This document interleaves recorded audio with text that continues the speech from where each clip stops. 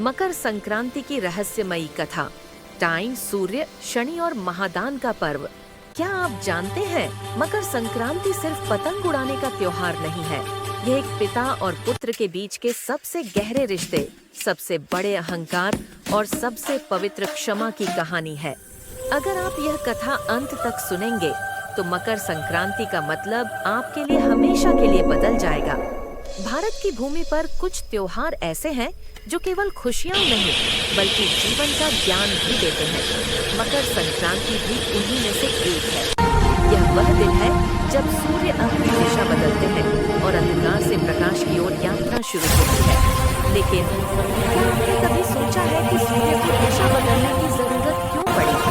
इसका उत्तर छिपा है एक ऐसी कथा में जो देवताओं के भी हृदय को हिला देती है। कथा की शुरुआत सूर्यदेव का तेज बहुत समय पहले। सूर्यदेव अपने तेज, अपने प्रकाश और अपने अहंकार के लिए जाने जाते थे। संपूर्ण ब्रह्मांड उनकी रोशनी से चलता था, लेकिन सूर्यदेव के जीवन में एक ऐसा रिश्ता था जो धीरे धीरे टूटता जा रहा था। उनका अपने पुत्र शनि से संबंध। शनि, उपेक्षित पुत्र शनिदेव सूर्य के पुत्र थे, लेकिन उनका स्वभाव बिल्कुल अलग।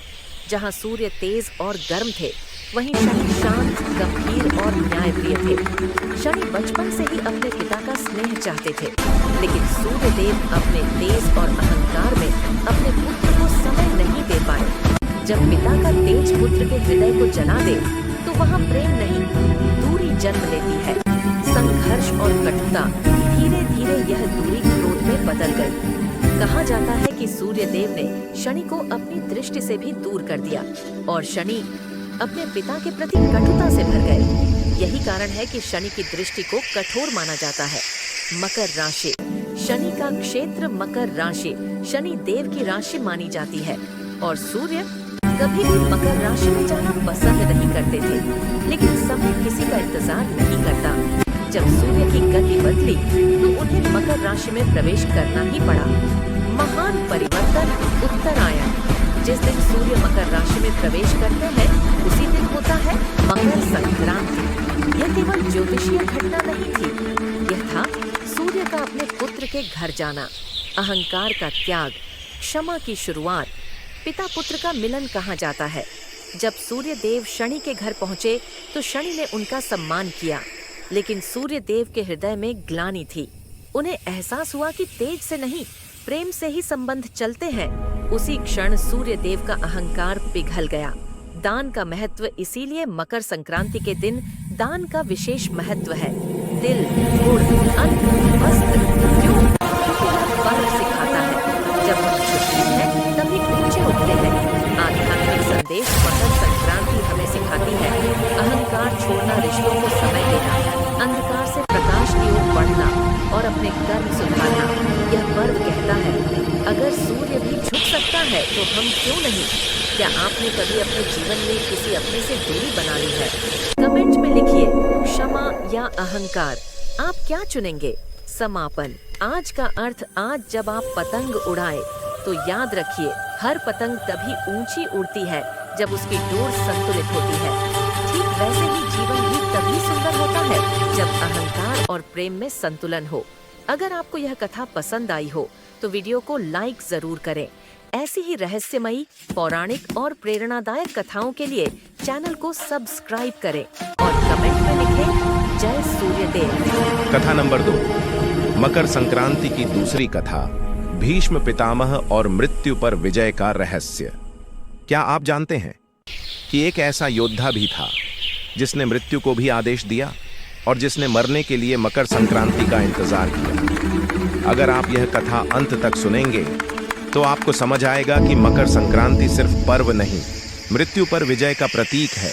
युद्ध भूमि का दृश्य। महाभारत का युद्ध समाप्त हो चुका था। कुरुक्षेत्र की धरती रक्त से लाल थी और उसी धरती पर बाणों की शैया पर लेटे थे भीष्म पितामह। लेकिन रुकिए, भीष्म पितामह मर नहीं रहे थे, क्योंकि उन्हें मिला था इच्छा मृत्यु का वरदान। इच्छा मृत्यु का वरदान।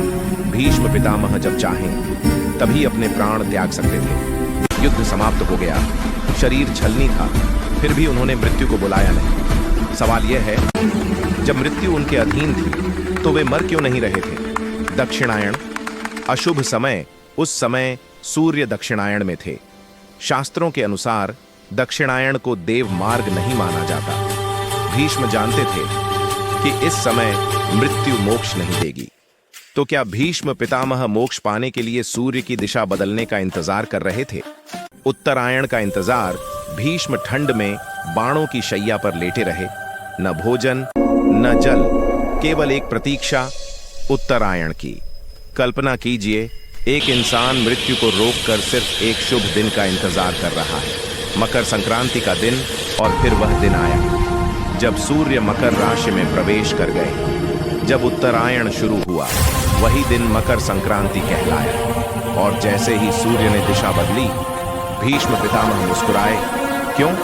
अंतिम उपदेश मकर संक्रांति के दिन भीष्म ने युधिष्ठिर को राजधर्म, दान और जीवन का ज्ञान दिया। उन्होंने बताया, दान वही श्रेष्ठ है जो सही समय पर किया जाए। इसीलिए क्या मकर संक्रांति पर दान का इतना महत्व है? दान और मोक्ष भीष्म पितामह ने मकर संक्रांति के दिन अपने प्राण त्यागे और उन्हें मिला मोक्ष। इसीलिए इस दिन तिल, अन्न, वस्त्र दान किए जाते हैं। अगर मृत्यु भी सही समय का इंतजार करती है, तो क्या हमें अपने कर्म सुधारने के लिए एक शुभ समय का इंतजार करना चाहिए, या आज से ही शुरुआत करनी चाहिए? मकर संक्रांति सिखाती है सही समय, सही कर्म और सही दिशा। अगर आपको यह कथा पसंद आई हो तो वीडियो को लाइक करें। ऐसी ही रहस्यमयी कथाओं के लिए चैनल को सब्सक्राइब करें और कमेंट में लिखें, उत्तरायण शुभ हो।